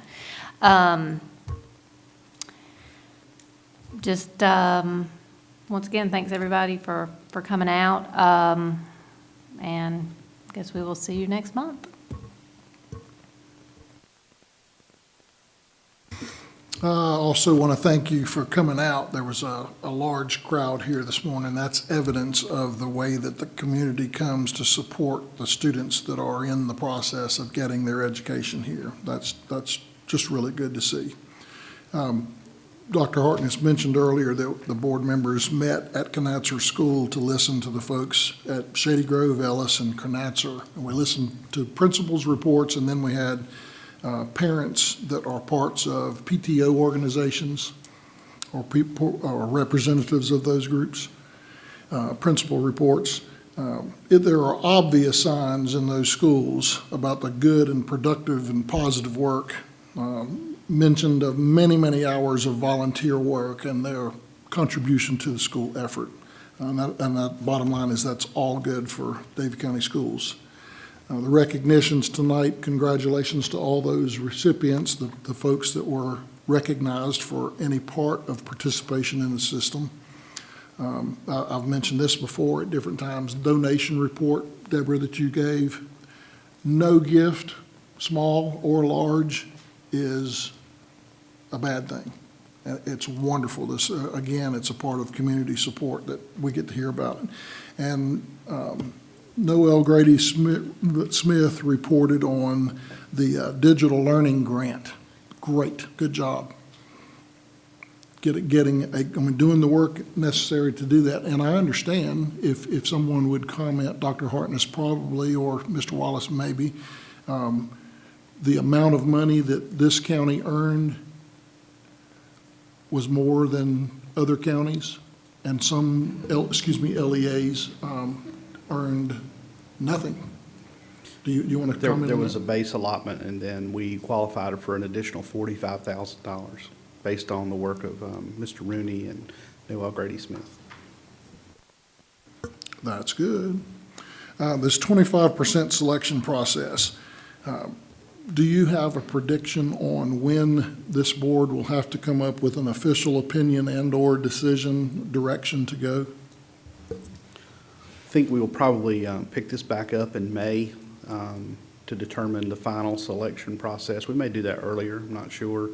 But we have to offer contracts, and then contracts would have to be accepted by the end of June. So my timeline would be, I would say that I would bring you the list of people to offer contracts to at our June meeting. Someone or someone's intentions, I think, have gotten seriously way derailed from what's good in the classroom. Someone, that's the legislature folks that decided this. Who is or are those someones is important that I would like to know. The words like divisive and demoralizing are correct words based on what this information tells me. It doesn't do what someone's intentions were intended to do. That's my thinking. Dr. Hartness and that committee that was put together, I really appreciate you guys working on to come up with what you've done so far. It said draft up in the left-hand corner. I know it's a work in progress, and I'm looking forward to seeing how this comes to the benefit of the teachers in our system. Thank you. I can't tell you how wonderful it is to be back. I missed all of you last month, but I can say the people at Wake Forest Emergency Room were fantastic. They worked wonders for my husband, and I really appreciate that facility and all the people in our community who worked to bring Wake Forest to that site. It's a dream come true. Thank you. It's been an awesome meeting. To be able to sit at the first of the meeting and see all the students here, as I said, from the high school receive awards and the spelling bee. It was also heartwarming to hear the reports from the staff in reference to having grants and the teamwork that it shows within each report that was given. If you noticed, every time someone reported, it wasn't what I did, it was what a committee did. It was where the ideas came from, and that it was a teamwork. The quality of the educators that we have in Davie County is a direct effect of the teamwork and the leaders that we have. And I want to say thank you for doing that as a board member, but more than that, thank you as a community person for standing up and saying things that need to be said, and for everyone working so hard for our children. I also would like for our board to consider doing a resolution in reference to how we as a board, and I feel as though most of on this board do not approve of this law, that we do not see its benefits. We see more of the negative side, but I would like for us to have some dialogue in reference to having a resolution. I also want, it concerns me that maybe some of the responsibilities of a school board are being taken away. Our calendar process was taken away years ago. Now it looks like career status, and like as I said, as a principal, to get to career status, you have to work hard to get there. To keep your status and to keep your job, you have to work hard to keep it. So with that said, we're going to have a great March. Spring is going to come. I know it's going to be here pretty soon. I know we heard thunder the other night, but it just didn't really happen. It was just a figment of our imagination. Thank you all for coming, and thank each of you for going that extra mile for Davie County. And thank you also for letting us, hoping that we can help the county with Meals on Wheels and everything. That's great.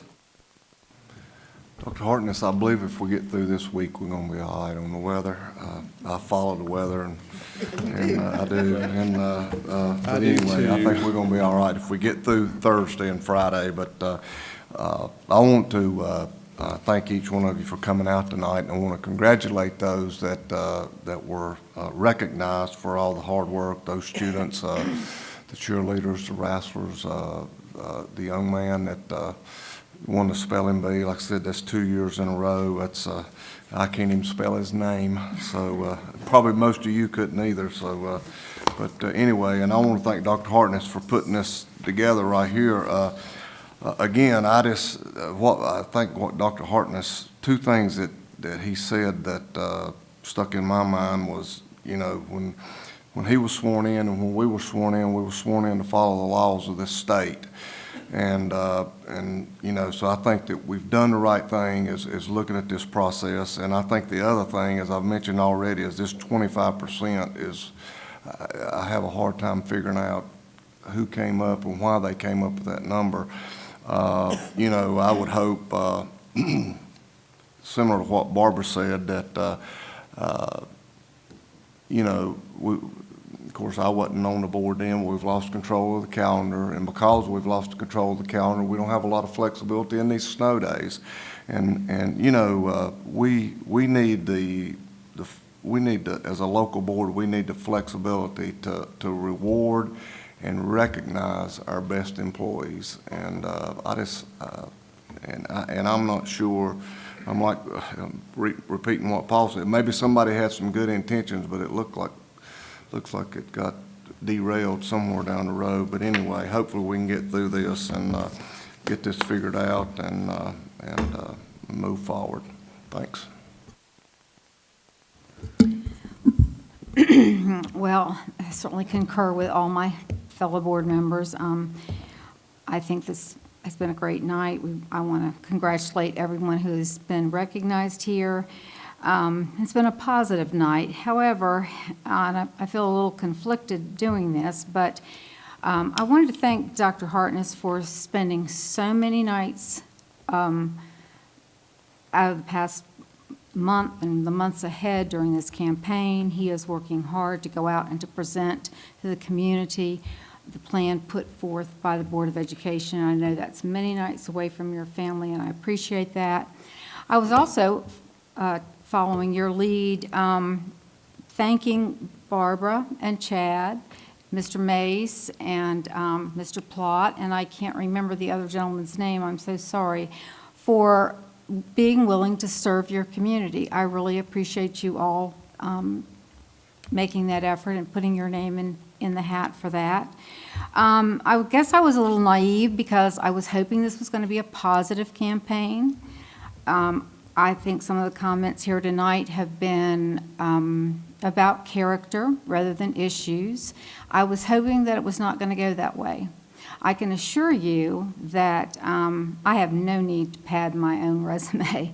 I'm on Social Security. I don't really even need a resume.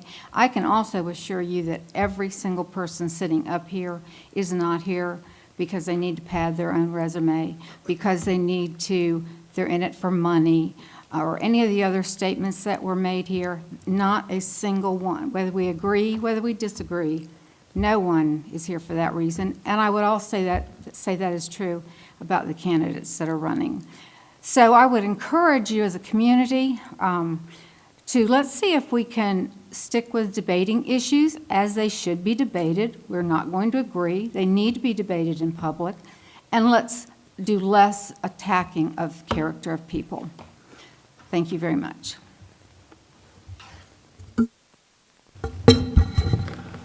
I don't have anything new to add, so I won't.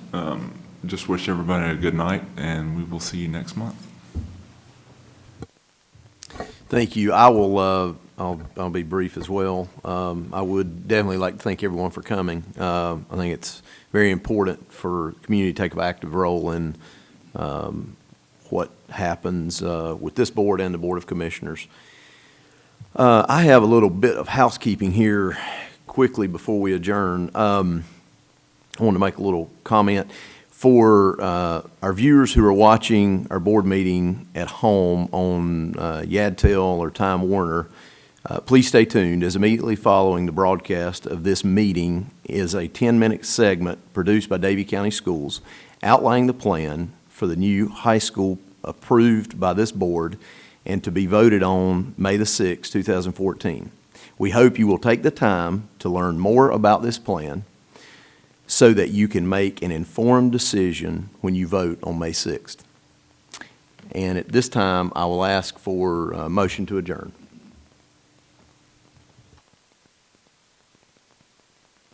We have a motion. Do we have a second? We have a second. And at this time, I'll ask for a vote. 7-0. Thank you.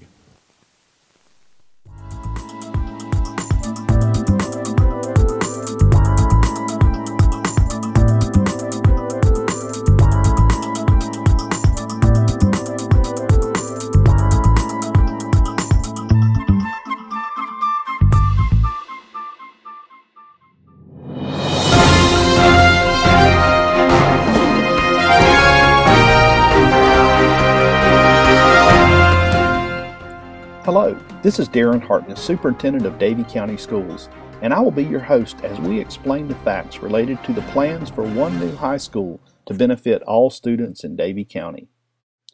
In 1956, the citizens of Davie County invested in one new high school after consolidating 4 high schools across the community. This new school was built for 725 students and was planned to expand to up to 1,000 students. The school was placed on Highway 601, which was then near the population center of Davie County. The original construction did not include a cafeteria, gymnasium, or auditorium, but since that time a gym and cafeteria have been added. Today we have almost 1,800 students and 29 mobile classrooms on the campus. In the same year the school was built, a new hospital was constructed in Davie County. Davie County High School has served this community well for almost 60 years. Over the past decade, our community has been provided several solutions for addressing overcrowding and the aging high school facility. Voters have twice rejected proposals for a second high school or 2 high schools in Davie County. In 2012, the Board of Education hired a team of architects and engineers to conduct a facilities assessment of all school campuses in our community, and Davie County High School was identified as the highest priority. Architects and engineers considered all options as they examined the needs on the current campus. They first considered renovating the current campus, but when cost estimates exceeded $44 million, they just found that option was no longer cost effective.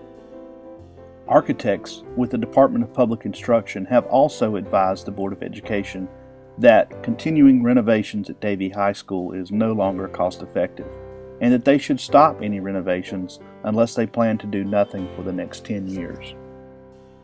The current campus is only 33 acres. Architects advise we need at least 60 acres for a high school. When architects determined that continuing renovations was not a cost-effective long-term solution to our issue, they began working with our staff, students, parents, and citizens to develop a long-term solution, and now we want to share that solution with you. Here you will see the front entrance to the new Davie County High School. Now let's step inside and take a look at the floor plan. In the middle of your screen you will see the academic tower, which is the first floor, including classrooms, career and technical education labs, science labs, and exceptional children's classrooms. To the left of your screen in the pink area is the Administrative and Counseling Center. Also, this is the main entrance of the school once the school day begins, which is a tremendous safety feature of this plan. Only one entrance after the school day begins. Of course, all the other exits will be open in case there were some type of emergency. To the right of the administrative area is a 750-seat auditorium, which is surrounded by classrooms for band, art, music, and theater. Just above the auditorium on your screen is 2 areas of seating for the cafeteria, which will seat 660 students at one time, allowing us to have 3 lunch periods rather than 5 that we do today.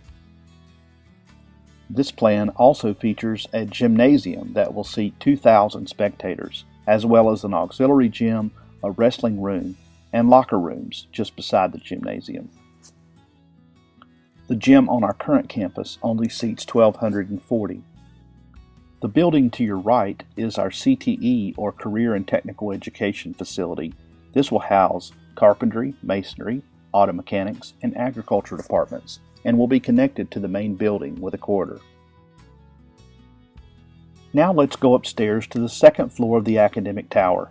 Here you will find additional classrooms, science labs, and the green section is the media center, which in this plan is designed to be away from the noise associated with the cafeteria and the gymnasium, a quiet place for our students to study. On the third floor, we have additional academic classrooms and science labs. You also notice that levels 2 and 3 are connected with 4 stair towers, as well as an elevator. This total floor plan is 328,000 square feet. One of the things we noticed as we visited schools in Forsyth County and in Charlotte-Mecklenburg is that the classrooms in some of their new schools were fairly small. All classrooms in this plan are a minimum of 850 square feet, which is the flexible space that our teachers have asked for. In this rendering, you see a bird's eye perspective of Davie County High School, as well as the orange accent wall to show our War Eagle pride. The new school will be located just northwest of the center of Davie County. The geographic center and the population center of Davie County is somewhere near the intersection of Sane and Milling Road. The new site is located just beside North Davie Middle School, with easy access to Interstate 40 and Highway 158, as well as all the necessary utilities associated with building a new school. The Board of Education holds a lease on 53 acres adjacent to North Davie Middle School, and as you can see from this plan, the site includes space for a new football stadium, which is on part of 12 acres on the North Davie Middle School campus that's currently unused. The plans include bringing tennis, softball, and baseball facilities up to high school standards for shared use between the high school, North Davie Middle School, and the Davie County Little League. When this site was first selected by the county, the Department of Transportation approved all traffic plans and determined this was the best site to address traffic concerns associated with the large comprehensive high school. As you can see from these plans, our architects have done a tremendous job planning a long-term solution for the future of Davie County schools. As part of a comprehensive solution, our architects also engaged citizens, staff, and members of the Recreational Master Planning Committee from the county in developing a long-term solution for the existing high school campus that would benefit all of Davie County. Included in the total budget are resources to remove some of the oldest buildings on the campus, which you'll see here in the gray hash marks. Plans would include keeping the current gymnasiums and cafeteria area, as well as the B building you'll see here in purple. Plans also include renovation of the K building, which is currently the Performing Arts and Media Center building on campus. The Board of Education has agreed to keep the K building for its use and deed the remaining 31 acres of property back over to the County of Davie for recreational use or other use to benefit all the citizens in our community. Architects took all the ideas generated by this committee and placed them in this recreational concepts drawing you see before you. In this concepts rendering, you will see the current campus being used as a sports complex or recreational facility to benefit all of Davie County. Plans include continuing to utilize the current stadium complex, the gymnasiums on campus, and then constructing baseball fields, softball field, a green pavilion, batting cage, basketball courts. There was even a concept of a swimming pool at some point in the future, as well as walking trails throughout the complex. Ultimately, the plans for the future of the high school campus will be determined by the Recreational Master Planning Committee and the County of Davie. Let's talk about the cost of this project. The construction cost of the building itself is around $48 million, but we must also add architectural fees, permitting, technology, furniture, and all the other necessary things that it will take to move into this new high school. All of those things total $53.7 million. Repurposing on the existing campus must also be considered. Remodeling the K building, as we discussed earlier, removing the oldest buildings on campus, and grading for future recreational and sports facilities would cost approximately $2.6 million. The Board of Education has committed $2 million toward this project out of capital outlay funds and funds from the North Carolina Education Lottery, taking the total amount to be financed to $54.37 million.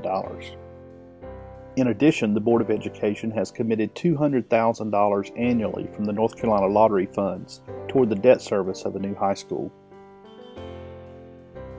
Healthcare has changed dramatically over the past 60 years, and when we visit our new hospital, we will be benefiting from all of the modern technologies in a first-class healthcare environment. Just as healthcare has changed, so has education, and we feel confident that the plan for one new high school for all of our students is the best plan for the future of education in Davie County, and will help us to meet the needs of our students and our teachers. With financing approved in May, we can open this school in the fall of 2017. On May 6, 2014, citizens in Davie County will have an opportunity to vote on this solution, a solution you've never voted on before, a solution for all students in Davie County. Thank you for your continued support.